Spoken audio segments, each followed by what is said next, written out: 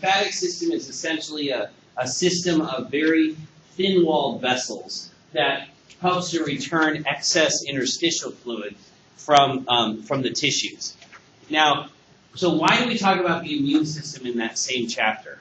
And it's because the lymphatic cells, the cells that sort of are found commonly in that lymph fluid, they make up this specific branch of the immune system that we'll really get into more next time.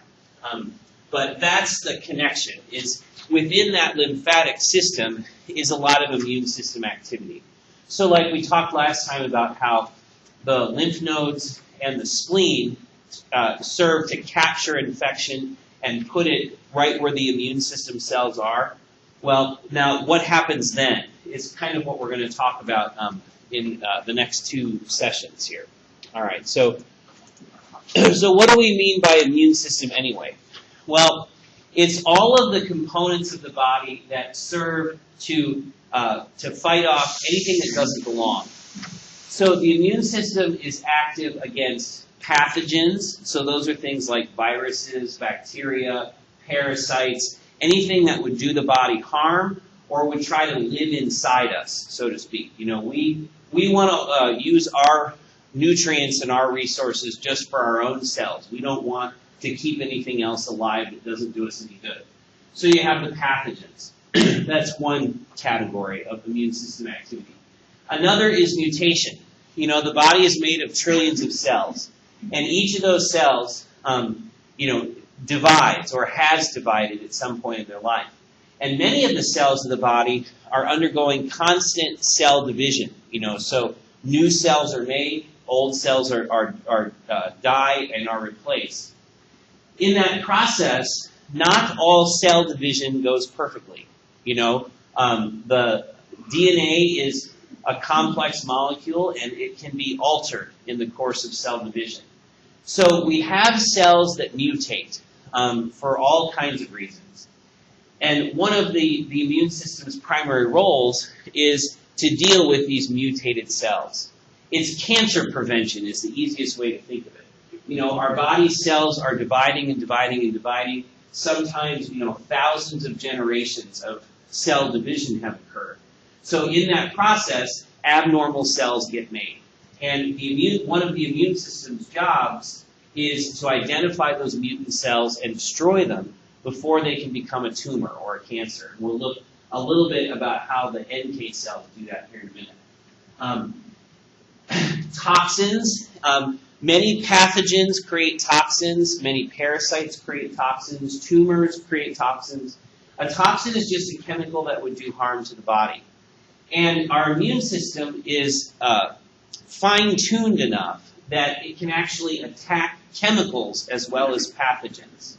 So when our bodies encounter a toxin, the immune system responds to either neutralize that toxin, in other words, make it so it can't do anything, or to destroy it. And then the last piece of what the immune system does is it deals with our own cells too. So any dead, dying, damaged cells that are present in the body, the immune system is going to attack those, destroy them, get them out of the way so that new tissue can grow in its place. So like, when we have a cut to our skin, for example, the cells that are damaged end up being destroyed by the immune system so that new cells can take their place, and seal that hole or fill that gap. So the immune system has lots of different roles. And we can look at the immune system's activities in sort of two broad groups. So the immune system is all those things we just talked about. We have the non-specific defenses and the specific defenses. Non-specific are also called innate,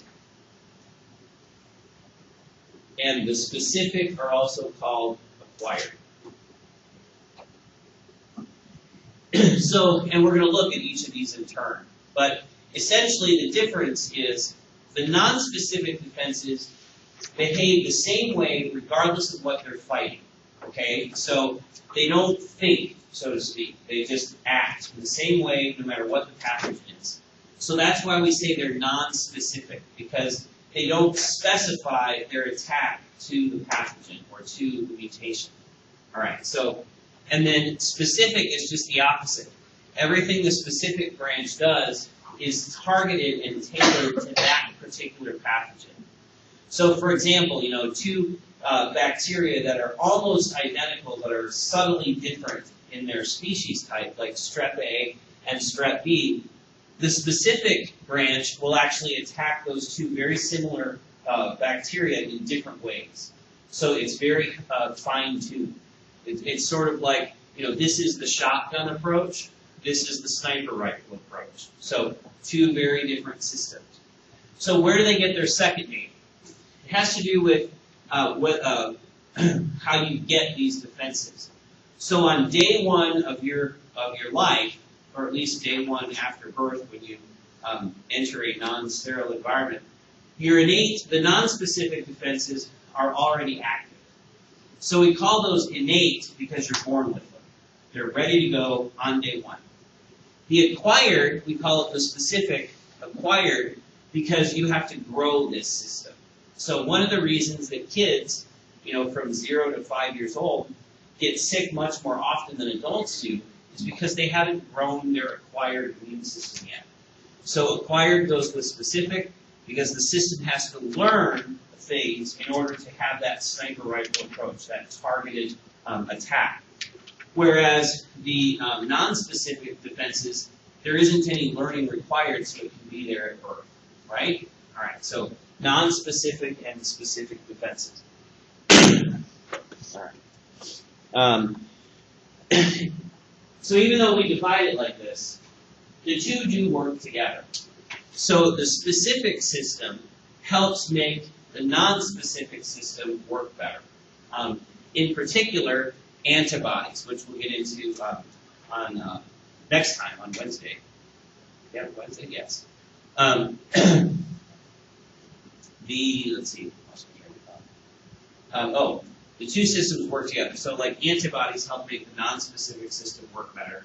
And there's a difference in timeline between these two. The specific system is better.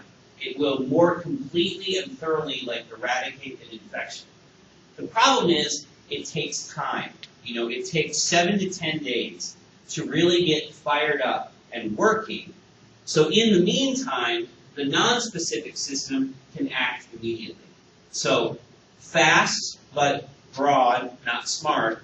This one is slower, but much smarter and much better. Okay? So when you get a viral infection, like many of us will over this winter, a common cold, the reason you're sort of sick for 5 to 10 days is because the specific system takes that long to start working and to start attacking that infection. So in the meantime, your non-specific system is working, but what rids you of the cold eventually is the specific system, but of course it takes a little bit longer to do so. All right. So we're going to start with the non-specific because it's easier. And then we're going to get into the specific system, which is really far more complicated than we can cover. We actually have a whole course just on the specific immune system, which is immunology.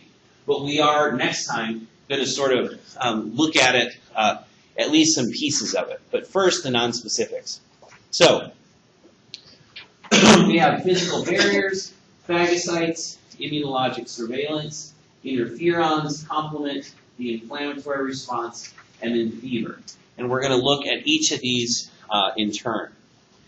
The first line, and some might argue the most important defense we have against the rest of the planet of life, is our physical barriers.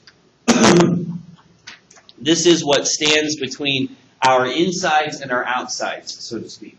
So the one that comes to mind first, of course, is skin. Intact skin is very resistant to penetration by pathogens. So it is very difficult for bacteria to get through the skin, unbroken skin anyway. Very difficult for viruses to get it through the skin. And the reason for that is, as we learned last semester, the topmost or outermost layer of the skin is all dead cells. And dead cells don't respond to things like viruses and bacteria because they're dead. So we have this dead shell that protects us from the pathogens that are out there in the environment. So here's the shell here. Here's a larger view. Underneath the dead cells are living cells, and they're locked very tightly together with those cell-to-cell connections called desmosomes that we've talked about as like rivets. So the skin doesn't allow things to pass through it very easily. And then associated with the skin, we have some added features. Hair is a protector. It protects the skin underneath it from mechanical abrasion. It also helps to keep the insects away from the skin. We, as humans, we don't have much hair, but fur in the mammal, it probably evolved as armor, so to speak, to protect the skin from, abrasions from insects, things like that. But we still have it on our heads at least. The skin also helps, or the hair also helps to protect our sensitive scalp from UV radiation as well. So it's kind of like a built-in ball cap. All right, so that's hair. The skin has glands associated with it. The principal role of those glands is to keep the skin nice and flexible and elastic, right? But it also has some antibacterial properties. So like sebum, which is the oily secretion that goes out onto the skin, it contains a number of bactericidal chemicals that actually help to make the skin surface, while it's never sterile, it's not as populated by bacteria as it could be because of these antibacterial properties. All right, so the skin is probably the most important physical barrier. So when this barrier is breached, like in a burn, for example, where a big area of skin has been removed by damage, that patient is at a hugely increased risk for infection because they're missing their principal defense, which is the physical barriers. All right, so that's skin. Well, what about the other places where the outside world contacts our inside environment? Well, those are the epithelia. So the mucous membranes, essentially. So lining the nose, lining the mouth, lining the esophagus and the trachea, the whole digestive tract, the whole respiratory tract, the urinary tract, the reproductive tract, any place where the outside environment comes in contact with our inside environment, we have an epithelium. And these epithelia are not as tough as skin, but they're much more active than skin is. So, skin rebuffs attack just by sitting there being strong and dead, so to speak. Epithelia resist attack by being alive and active.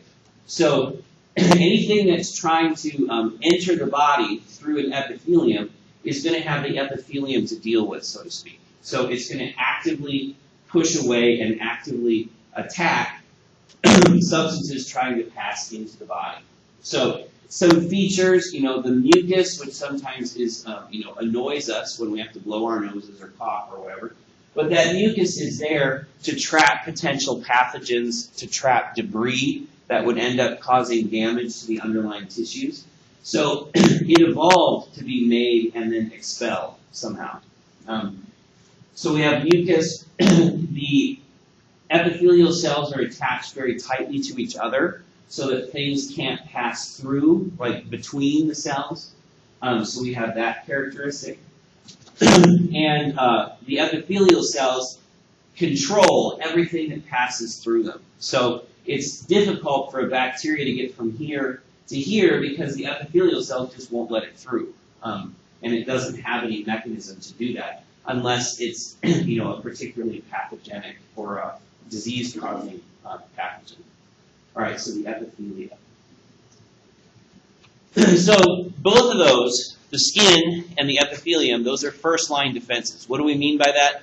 That's the first barrier a pathogen would encounter that as it was trying to invade the body. So the first thing it's going to bounce off of, so to speak, are these physical barriers.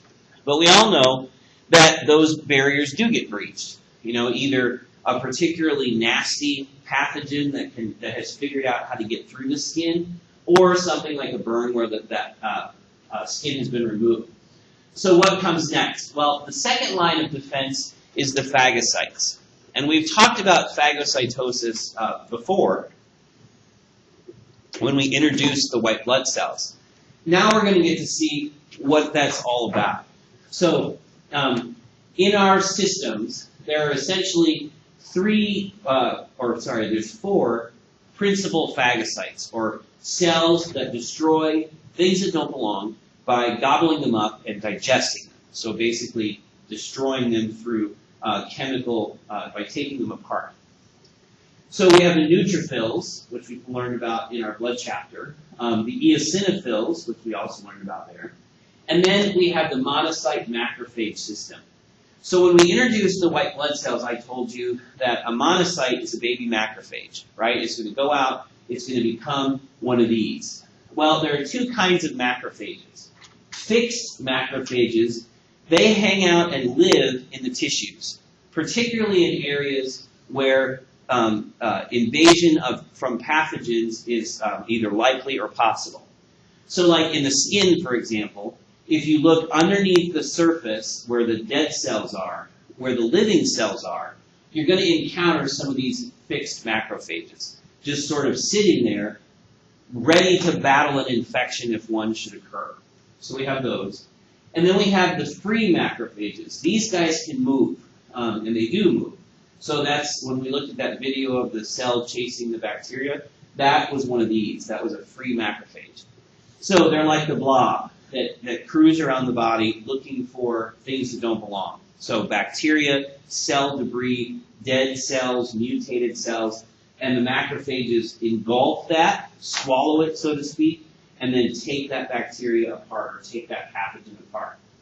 And what we're going to see is all three of these, the phagocytes, the eosinophils, and the macrophages, they all play a role in assisting the non-specific branch in starting the specific branch along its path of attack.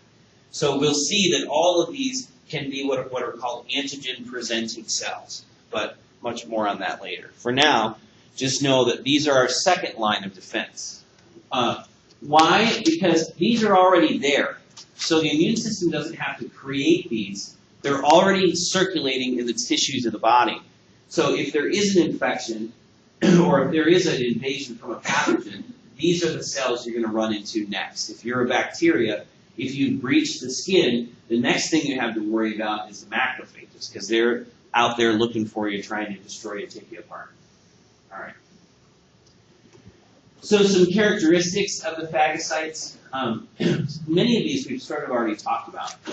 One is emigration or diapenesis. And that is the phagocytes have to be able to get out of the blood system, right? So if here's a capillary, we talked about how these cells can sort of attach to the wall and then, do this number where they sort of squeeze through the door. Imagine the blob going through the door. That's diapenesis. So they all have to be able to do that. They have to be able to get out of the vessel system. That's point number one. Point number two, they have to get where they're going. In other words, they have to be able to follow a signal to arrive at where they're supposed to arrive. That's chemotaxis. Chemo is chemical, taxis is motion. So this is motion towards a chemical. You can think of it as these cells have a sense of smell almost. They can follow a scent. And the chemical they're trailing are immune system hormones, essentially. So chemical messengers that the phagocytes follow to arrive at the site of infection. All right. And then the phagocytes have to be able to grab hold of the target. So whether it's a pathogen or a toxin or whatever, it has to have something that the phagocyte can grab hold of. And what we'll see is the macrophages can grab hold of lots of things that don't belong. But once antibodies are in place on that pathogen, that becomes the handle that then the phagocytes can use to grab hold of the thing. And then the next thing they do is swallow it and then take it apart through chemical attack. So just like bleach in your washing machine, will take molecules that have a color and turn them into molecules that don't. Inside these macrophages, there are systems like that, where because of chemical attack, a bacteria goes in and little pieces of a bacteria come out. So these chemical attacks essentially destroy pathogens, toxins, viruses, those kinds of things. So the phagocytes, many of these we've talked about already. Okay. So that's our second line defense. And really, all of these next ones that we're going to talk about, they're all second line defenses. So it's not like 1, 2, 3, 4. It's 1, which is the physical barriers, and 2, which are these active defenses on the inside of the body. All right. So macrophages gobble things up, or the phagocytes gobble things up and destroy them.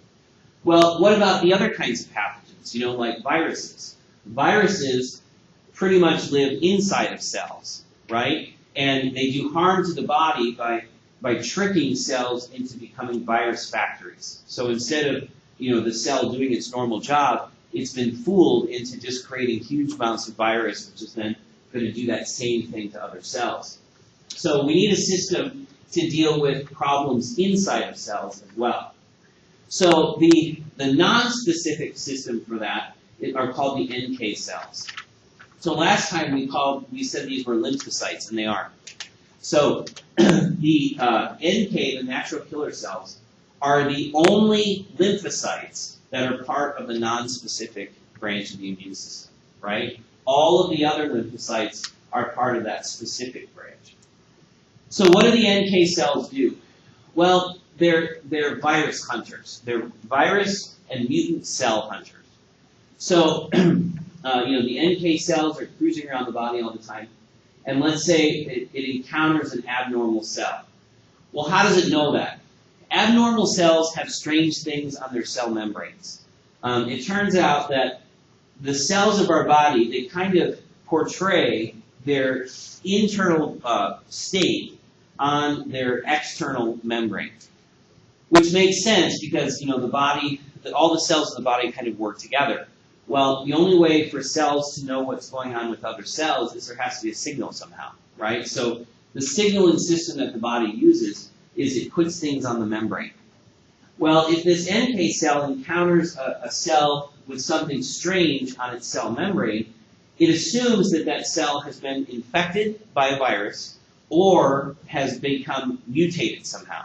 Because if it were normal, it wouldn't have that weird thing on the cell membrane. So when the NK cell identifies an abnormal cell, boom, it destroys it. And the way it does that is by essentially injecting little holes in its cell membrane. Without a cell membrane, the cell collapses, or the cell lyses, we call it. It pops. And that's essentially what the NK cells do. They identify, they sort of line up their weapon here, which is their Golgi apparatus, and then these molecules called Interferons are injected into the surface of the other cell, and it causes that cell to explode, basically, or not explode, but implode, fall apart. And so the NK cells, what they do is very similar to this branch right here, to what the T cells do as part of cell-mediated immunity, which we're going to see more of next time. But the difference is the NK cells need no training whatsoever. Like, they don't have to be taught how to do this. They're naturals. That's how they got their name. They don't have to be taught. They just know how to find abnormal cells and destroy them.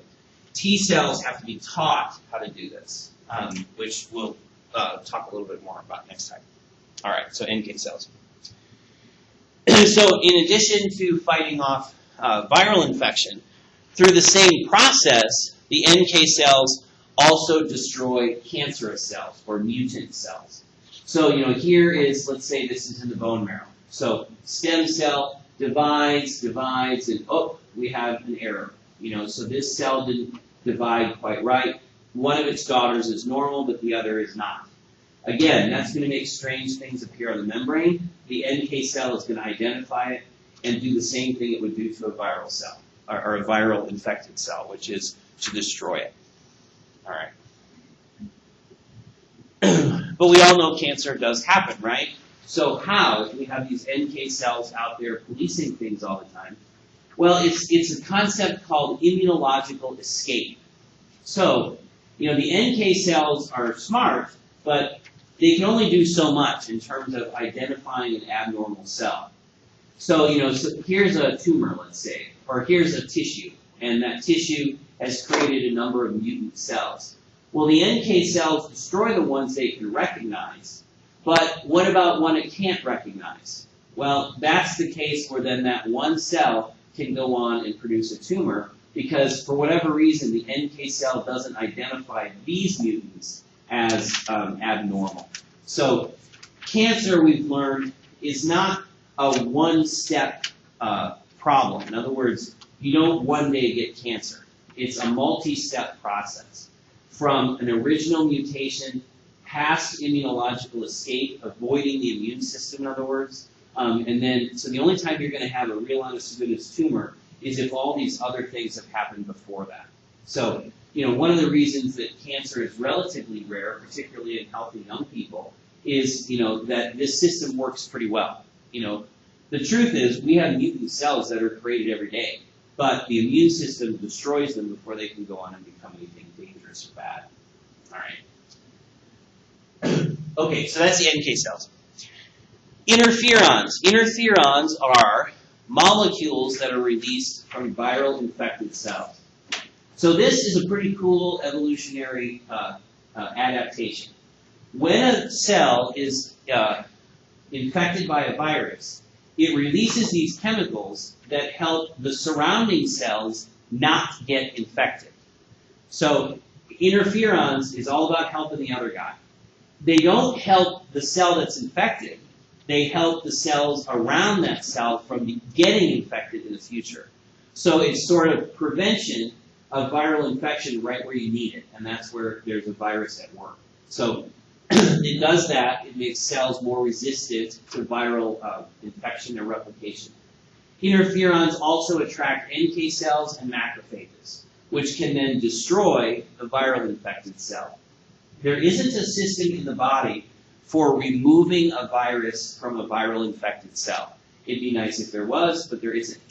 The only thing the body can do is shut that cell down, the infected cell, or destroy it. And what it normally does is it destroys it, because a dead cell can't make virus. So if you're going to stop a viral infection, you're going to have to kill some infected cells to do that, because we don't have a system for just destroying the virus and leaving the cells alive. All right. So interferons you may hear about, particularly like in intensive care units. We can synthesize these, and they have the same effect, and that is to make cells more resistant to viral infection or viral replication. So you see interferons used sometimes in the hepatitis, hepatitis B or hepatitis C, and other potentially life-threatening viral infections. We don't have a very good arsenal for fighting viruses, but interferons is one of those that we can actually give to patients. We're still, medicine is still figuring out how best to use these, but they are at least available, and they do sometimes do a great deal of good. Do you think they'll sometimes be used for like a vaccine against viruses? No, not interferons. These are more like chemicals that vaccines teach your immune system how to do something new. The interferons actually affect you right now. So, yeah, different class. But I do think we'll see interferons continue to be used in certain particularly bad viral infections. All right. So here's another one. So you might say, why are there all these systems about pathogens? Well, it's life on Earth, so to speak. Planet Earth's ecosystem is highly competitive. So, there are always organisms that would like to have our protein, lipid, carbohydrate, right, to use for their own ends. So, in order to stay parasite and pathogen free, it means that the body has to fight all the time, these potential invaders. So, we've seen a couple of systems. Here's another system. The complement system is a biochemical attack, particularly against bacteria. So the way this works is, and you may want to mark this slide as don't learn all this, okay? Because the complement system is really cool, but I have to always throw things out because it gets to be too much.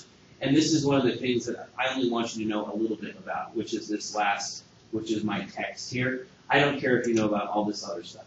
I just want you to know that complement is a biochemical attack that results in holes being made in the bacterial cell membrane, okay?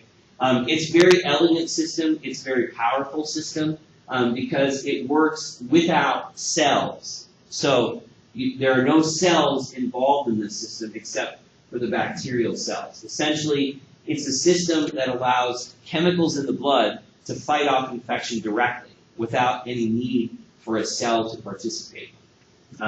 So that's the complement system. All right. And then inflammation. And inflammation is a sort of a final common pathway. So just like we saw that in blood clotting, these different factors all result in the same conclusion, which is that a clot gets made. Well, inflammation is a little bit like that. So anytime there's tissue damage, so this could be from infection, it could be from trauma, it could be from chemical injury, anything that causes tissue to become damaged, and inflammation is triggered. So inflammation is the response of the body to tissue damage. And how does it come about? Well, in the tissues all over the body are these cells called mast cells, M-A-S-T cells. They're very, very similar to basophils that we learned about in the white blood cells. And just like basophils, mast cells, in response to tissue damage, release a substance called histamine and heparin. Now, histamine is the more important one. What histamine does is it triggers this common pathway of inflammation. So, inflammation in your head, you should associate it with redness, swelling, warmth, and pain. So, redness, this is worth writing down in your notes. Swelling, what did I say? Oh, warmth.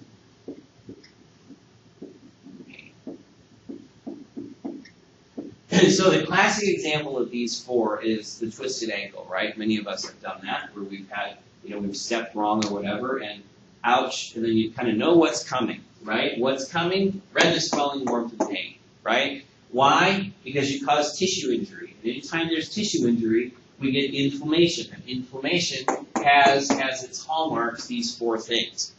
Why? Well, the redness, swelling, and warmth all come from the same thing. And that is an increase in blood flow through that region. In order for a tissue that's been damaged, here, to heal, it needs resources. It needs carbohydrate, protein, lipid.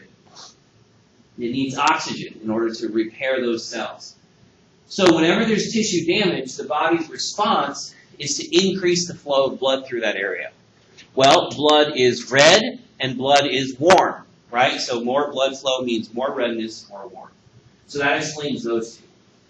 What about swelling? Another thing that a damaged tissue needs to repair is space, is room to work, so to speak. So the response to histamine, in addition to an increase in blood flow, is the capillaries in that damaged area become leaky. We call that vessel permeability or capillary permeability. So essentially, in response to histamine, the capillaries get leaky. So now we have more blood flowing through them and more leakiness. So fluid is going to come out into that damaged tissue and is going to cause it to swell. The swelling is not an increase in the number of cells. It's not an increase in the size of cells. So the only thing that it can be is it's an increase in the amount of fluid between the cells, which gives the immune system some room to work, right? So that the white blood cells can sort of move around and get rid of the stuff that's been damaged, and then so that the cells that are there can repair. So, yes? How does that work in people that have arthritis? Why? In their case, the joint cartilage has been damaged, so that's what triggers that inflammation. Does that make sense? So it's not a pathogen, it's not an infection, but it is cell damage. So, and for that, it's ongoing. It goes on for sometimes years. And inflammation, it's the body's trying to fix the problem, but it can't because those joint surfaces don't grow back right. Okay. So redness, swelling, and warmth. What about the pain? Well, pain is also an on-purpose thing. Sometimes I think we think that, pain is, just the body's response to something it doesn't like. Pain evolved to be there on purpose. When a thing hurts, you treat it differently. So like if your leg hurts or your arm hurts or your chest hurts, you treat that region differently. And pain serves to slow the organism down. So, the thing about, your swollen ankle, for example, what it needs you to do is leave it alone. It needs you to give it some time to heal. So pain gets the organism to leave that area alone. It's also an identification.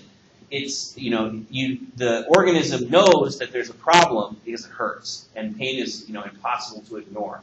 So, pain is part of this process. And it comes about from the release of chemicals in this damaged area. Damaged cells release molecules that are sensed, perceived as pain. So it tells the organism that there's something going on. All right.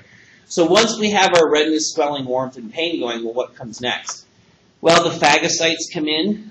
They remove anything that can't be repaired so to make room for new cells.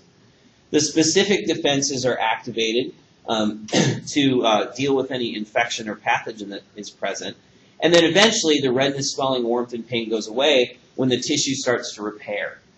And in our bodies, oftentimes the first repair is a scar. In other words, a quick patch, so to speak. But over time, in many tissues anyway, that scar is eventually replaced by normal tissue, that normal, active, functional tissue. If you had an injury when you were, a little kid, and eventually the scar can become very hard to find, it's because scar tissue is often replaced by normal tissue. All right. So our non-specific defenses: physical barriers, the phagocytes; immunologic surveillance, the interferons; the complement system, biochemical attack, particularly against bacteria; the inflammatory response; and then the last one, like our little girl here, is fever. Fever is another thing that evolved on purpose. It isn't the body not knowing what to do. It's the body doing something on purpose that increases survival. And so why? Well, fever is, the body has turned up the thermostat, so to speak. And by doing so, it makes it more difficult for bacteria and viruses to do their thing. Because the hotter the temperature, the less well those bacterial enzymes and proteins work. So we very often treat fever just if it's there. In other words, you've got a child, they say, I don't feel well. You take their temperature, you've got a fever. Treat the fever, right? Give Tylenol.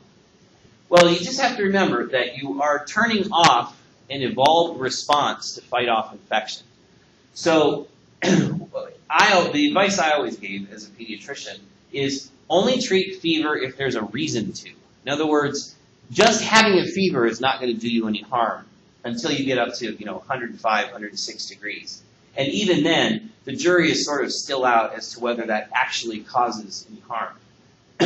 But if it's the difference between the kid is otherwise fine, it can go to school if they're feeling better. Okay, then treat the fever. When they come home, don't. Let the fever do its thing because it is part of the immune system.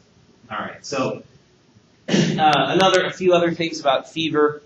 Fever is a change in the body's thermostat, not how hot or cold it is. So what do I mean by that? An old wives' tale is you can treat a fever with cold water, or you can treat a fever with cold. No, you can't. Because the body is going to keep trying to make heat until it gets to its set thermostat. So if you take a kid who's having a fever and you put them in a cold bath, all you're doing is making it so they have to work harder to make their fever. So you actually end up doing more harm than good. So don't ever, ever, ever treat fever with cold, because it's a bad idea. All right. So the non-specific defenses. All right, let's do some questions. Each of the following is a physical barrier to infection, except which of those? And hold on, I think.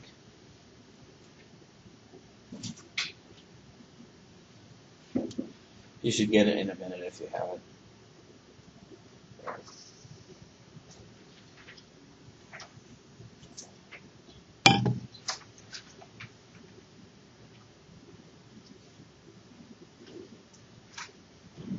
Did you get the question? No. Let's try this again.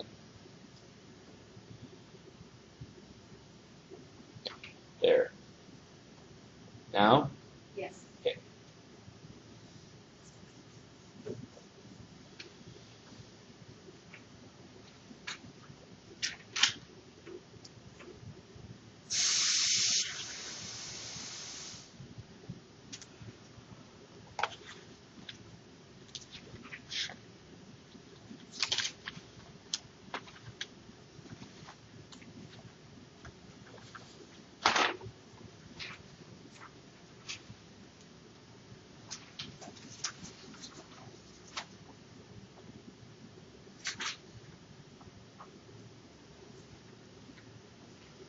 All right, good. Okay, so which of these is not a physical barrier?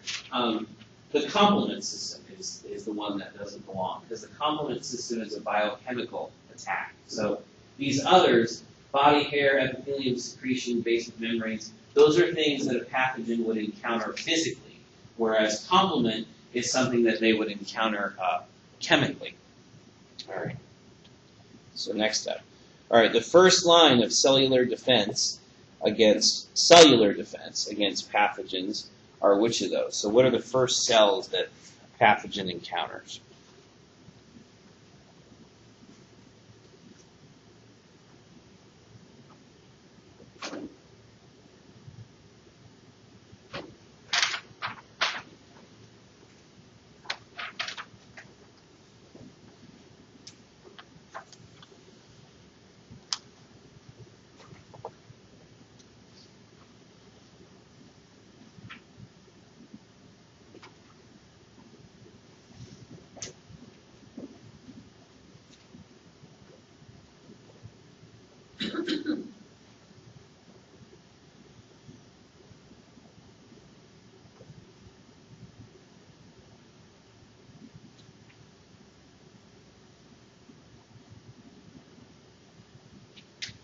All right, is that everybody? I think so. All right, the answer there is D, the phagocytes. So the first cells that a would-be pathogen like a bacteria would encounter are going to be the phagocytes, and it's going to be trouble for them because the phagocytes destroy things that don't belong.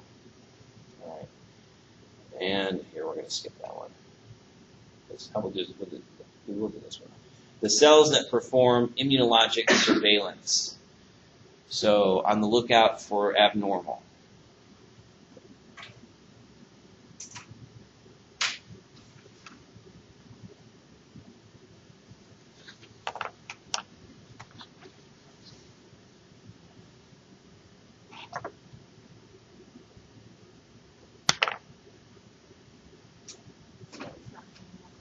It's not.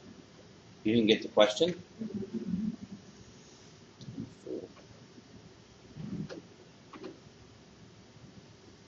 All right, now try it.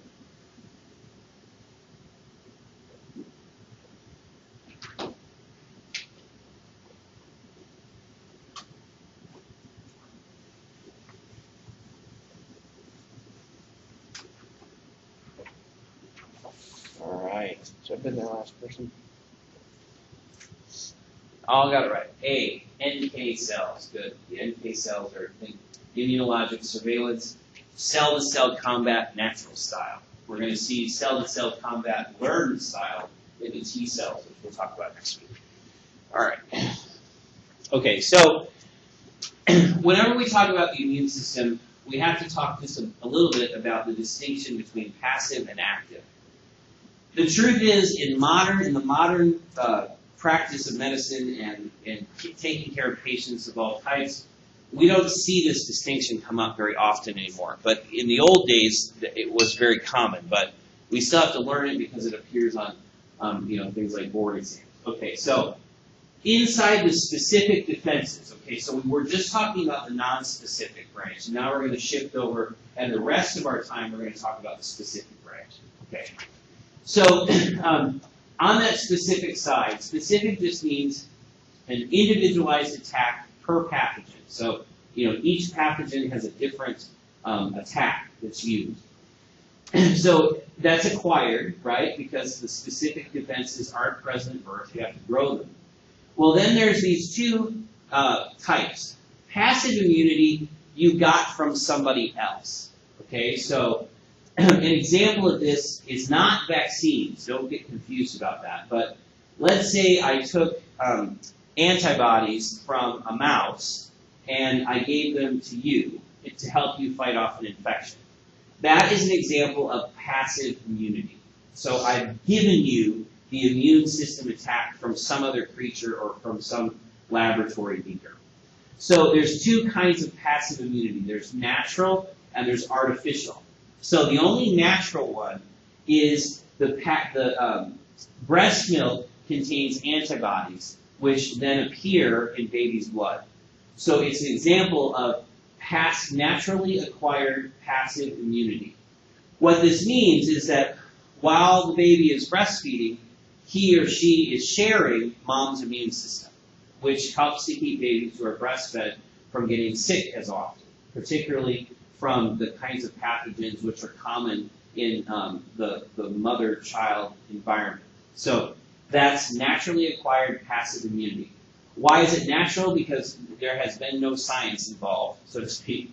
And why is it passive? Because the baby is getting mom's immune system, or a part of mom's immune system. The other type is artificially acquired passive immunity.